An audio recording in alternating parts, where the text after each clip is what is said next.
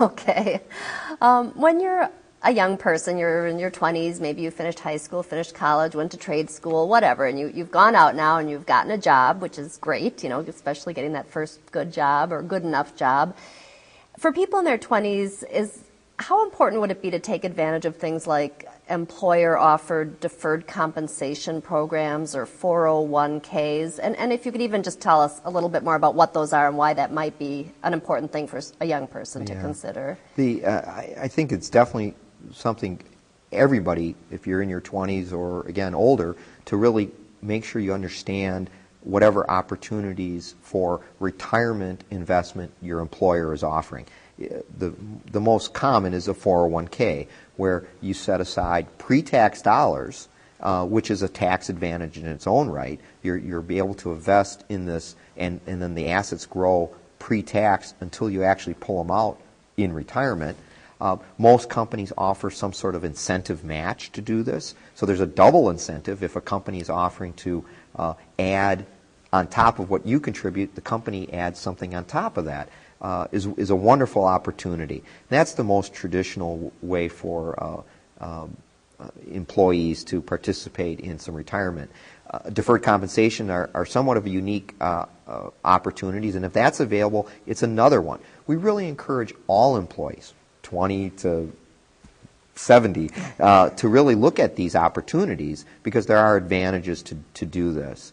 Now, when you're in your 20s, your 30s, you might think 59 and a half, which is the cutoff when you can start pulling that money out without a penalty, is a lifetime away, and it is. But it really is an opportunity from the tax advantages, from the company matches, that you're actually able to start investing for that future. And to me, that is probably the one area where I really encourage young people to consider starting their investment, because there are those advantages, the taxes and the company matches and those types of things, even maybe before they have the cash level up to a level that they're extremely comfortable with, because there's those other incentives. And it gives them an opportunity to allow the assets to compound and to grow over a long period of time, really tax deferred. Okay. You mentioned saving up for things either like on a short-term basis, intermediate-term basis, long-term basis. And I was wondering if you could address that just a little bit more. Ways of investing, say, for a shorter-term goal.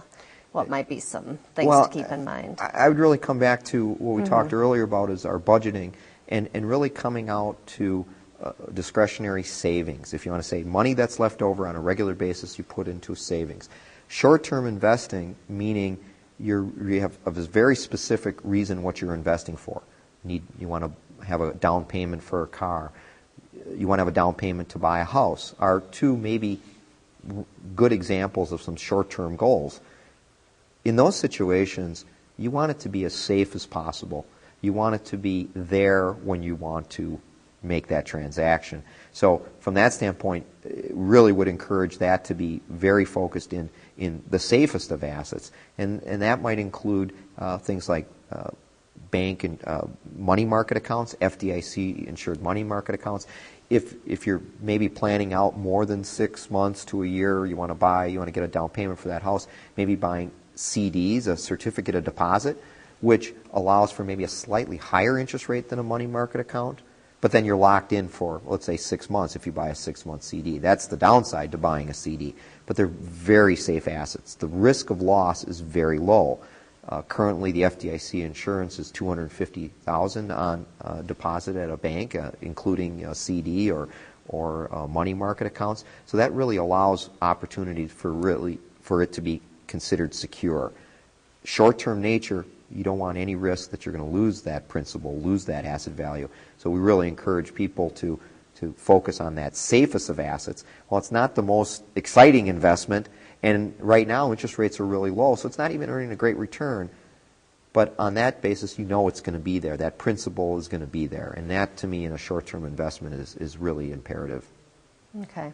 And in the scheme of things, although buying a car, a used or new car, is expensive, but it's not like some of the really huge ticket items that you might save for on more of a kind of an intermediate term basis. Let's say if you do have a child who you want to start a college fund for, or maybe you're planning that cruise to Alaska. Actually, that probably might not cost as much as a new car, but I'm just wondering about a strategy that might shift as you're looking at a longer term investment goal. Yeah, when I think of intermediate term investing, some of the examples you've given, it really comes back to, well, where are you in that budgeting process? Where are you in developing that strong basis? And what I mean by a base is the cash basis which you're going to invest upon.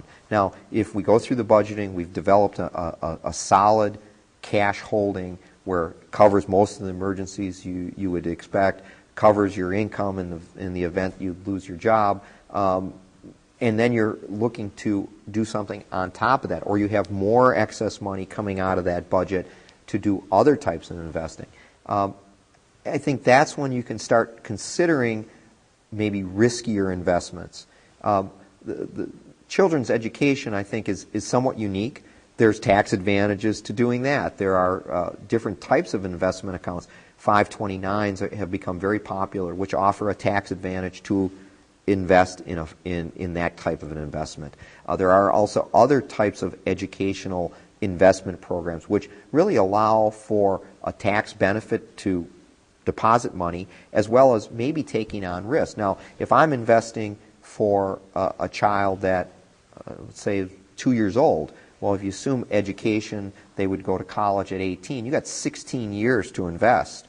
So then your investment decision maybe takes on not your own personal, but also, but you should really be considering that time frame, but when they need the money.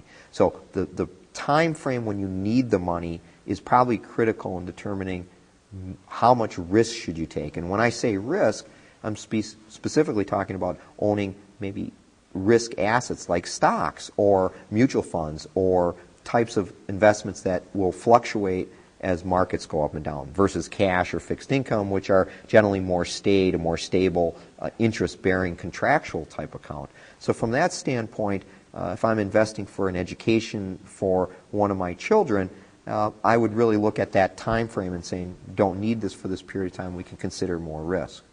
When I think of the cruise to Alaska, I personally look at that as very discretionary. So to me, I put it right back into my planning horizon and saying, is that something that makes sense and is almost a different scenario. Mm-hmm. And maybe I take a very conservative view of this, but I think if you can build up your overall financial flexibility, if it's that Alaska cruise 5 years from now, well, if you continue to save a lot of money, you'll be able to do that out of just regular savings. So to me, I think you have to be very conscious of your goals. And to me, your examples are classic where maybe the average 20 or 30-year-old might say, vacation, or maybe I should invest for my kid's future.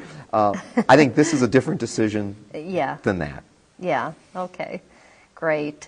Well, thank you for that information, and my Alaska cruise idea might have just been a little bit of wistful thinking, but anyway, I'd like to take a short break at this point. This program is being filmed in the Richard and Lucille Krug Rare Books Room in the Central Library at 8th and Wisconsin in Milwaukee. If you haven't been to this library lately, plan on visiting us. It is definitely worth the trip. Come and see all of the treasures inside. Free public tours are offered every Saturday at 1:30 p.m. The library is your free and reliable source of budgeting and investing information. To develop a firm foundation for building wealth, contact the library for book and website suggestions on personal finance, saving, and investing. The county catalog is available online at mpl.org, and more information is available on MPL's Smart Investing webpage. You can also contact the library at 414-286-3011 for information on available book and electronic resources. Librarians can also refer you to agencies that can help with budget planning and getting your finances in order. Two organizations for authoritative information on being an informed financial consumer are the Finance Industry Regulatory Authority's website, finra.org, and the Securities and Exchange Commission, sec.gov.